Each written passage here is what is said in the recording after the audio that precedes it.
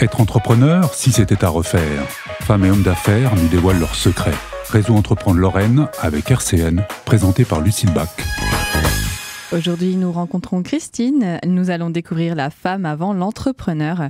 Elle va nous raconter son parcours. Bonjour Christine. Bonjour Lucille. Nous sommes heureux de vous recevoir à la radio RCN. Je vais vous poser quelques questions. Merci de m'avoir invitée. De rien. Donc, je vais vous poser quelques questions. Déjà, dans un premier temps, est-ce que vous pouvez vous présenter ? Oui, d'accord. Bon, je suis Christine Morin, champenoise d'origine, 54 ans. J'ai vécu maintenant plus longtemps en Lorraine qu'en Champagne. J'ai 2 grands-enfants dont je suis très fière. J'ai passé une grande partie de ma vie professionnelle à travailler dans une école de management, ce qui a été un très heureux hasard et qui m'a apporté énormément.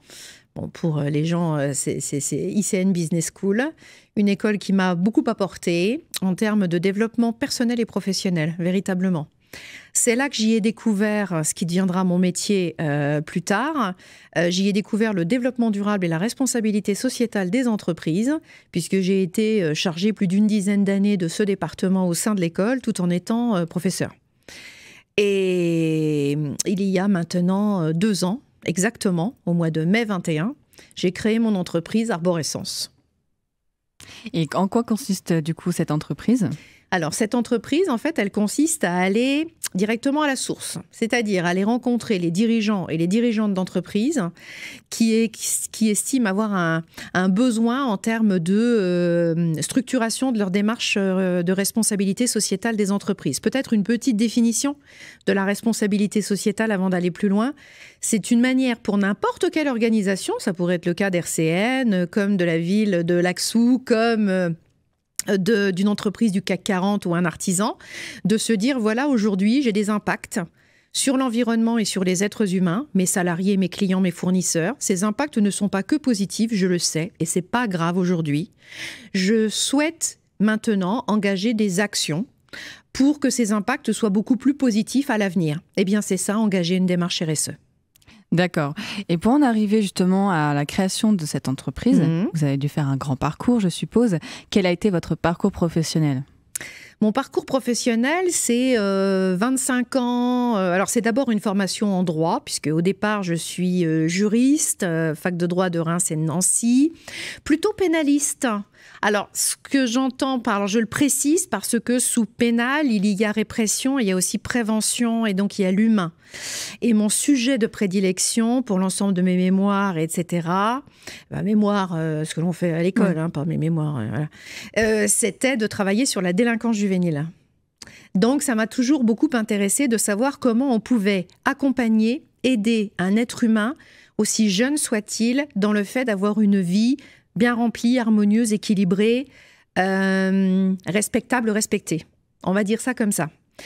Me voilà dans le droit et je rentre dans une école de commerce. Ça peut paraître un peu curieux, mais je m'y suis, comme je le disais précédemment, véritablement avec des gros guillemets éclatés, mais c'est la rencontre avec des étudiants intéressants, intelligents, rencontre avec des collègues, rencontre avec des directions, rencontre avec des entreprises, des collectivités, des associations, ça a été fantastique. Et puis, peut-être année Covid ou pas, j'en sais rien, en 2020, une remise en cause précédée de quelques années où je me disais, tiens, tu te rends compte, toi, tu vas finir ta vie professionnelle en travaillant toujours au sein de la même structure. Peut-être que tu aurais à t'enrichir en faisant autre chose, même si j'adorais ce que je faisais, je le répète. Mon père était chef d'entreprise, mon conjoint est chef d'entreprise. Je me suis dit, allez, avec le soutien de tout le monde, mes enfants grandissant également, c'est important, je pense, je me lance. Et donc, je me suis lancée, donc j'ai préparé sur l'année 2020 et mai 2021, je me suis immatriculée et j'ai fait ce que je savais à peu près faire, mais que je sais mieux faire aujourd'hui. Et surtout, ce que j'adorais faire, c'est-à-dire accompagner. Je fais toujours de la formation, mais ce que j'aime par-dessus tout, en plus de la formation, c'est l'accompagnement, c'est-à-dire être à côté d'un dirigeant ou d'une dirigeante et de ses équipes, parce qu'il est très important d'embarquer les salariés dans ces aventures-là, et de se dire comment ensemble on va co-construire, on va faire évoluer aussi un modèle économique beaucoup plus vertueux, durable et responsable. C'est vraiment le kiff du matin et le kiff du soir, véritablement. Voilà. J'ai eu la chance aussi de connaître assez rapidement l'Association française de normalisation, l'AFNOR. Je me suis formée auprès d'elle et je suis aujourd'hui évaluatrice pour l'AFNOR. Et donc, ça me permet d'aller au cœur du fonctionnement d'entreprises qui, elles, ont déjà bénéficié d'un accompagnement par d'autres et qui viennent chercher chez nous le résultat de leurs efforts. Et donc, on attribue un label et on mesure un degré de maturité qui leur permet de continuer progressivement et vraiment dans une démarche d'amélioration continue. Vous voyez, il n'y a rien de couperet, il n'y a rien de sanctionnateur. On est vraiment on est main dans la main pour avancer sur ce chemin qui est celui de la RSE. C'est ça mon parcours. Et justement, je voulais revenir sur un point en particulier. C'est pour faire évoluer cette entreprise, vous avez dû sûrement rencontrer des difficultés, mais aussi des réussites. Quelles ont été ces difficultés, ces réussites ? Alors, vous voulez parler dans des entreprises que j'ai pu rencontrer, dans... Celle que vous avez aujourd'hui, votre entreprise Mon entreprise actuelle. Que j'ai aujourd'hui. D'accord, très bien. Alors, c'est vrai que l'acronyme RSE pour responsabilité sociétale des entreprises n'est pas bien connu. Les ingrédients qui composent cet acronyme, encore moins. Donc c'était pas facile, et puis nous sommes en Lorraine et je trouvais plutôt respectable de rester sur mon territoire, celui qui m'a accueilli en plus, puisque je suis champenoise. En tout cas sur le Grand Est, allez, on va dire ça comme ça. Alors je suis sur ce Grand Est, je me suis posé la question de savoir si j'allais aller sur Paris pour démarcher, des choses comme ça. Je me suis dit non, d'abord il y a des gens qui le font et qui le font bien, et moi je veux aider mon territoire à gagner justement en robustesse sur ce sujet-là, sur cette responsabilité sociétale, c'est-à-dire co-construire, travailler ensemble, faire participer les citoyens, les collectivités, les associations, les entreprises, se donner une vision, celle de comment est-ce qu'on contribue finalement aux enjeux de la RSE. Donc, c'est-à-dire comment est-ce qu'ensemble, on va impacter beaucoup plus positivement les êtres humains et comment on va impacter beaucoup plus positivement l'environnement. Donc, c'est travailler ensemble. Je crois que c'est surtout ça le maître mot. C'est mettre au cœur de cette démarche les droits humains. Ça, c'est très, très important. En actionnant les droits humains, on actionne l'environnement. En actionnant l'environnement, on actionne les droits humains. Donc, c'est pas le social contre l'environnemental. Parfois, je peux entendre ce genre de choses. Il n'y a pas à choisir. Si on ne respecte pas notre environnement, c'est nous, les êtres humains, que nous ne respectons pas et réciproquement. Donc véritablement, et en toute transparence et en toute honnêteté, en toute équité, ce sont les valeurs qui sont portées par cette responsabilité sociétale. Voilà. Donc pour répondre mieux à votre question, dans les difficultés au départ, c'était de faire savoir mon métier. Mais qu'est-ce qu'elle fait? Accompagnement RSE, etc. Mais qu'est-ce que ça signifie? Donc, j'ai beaucoup évangélisé, sans parler religion.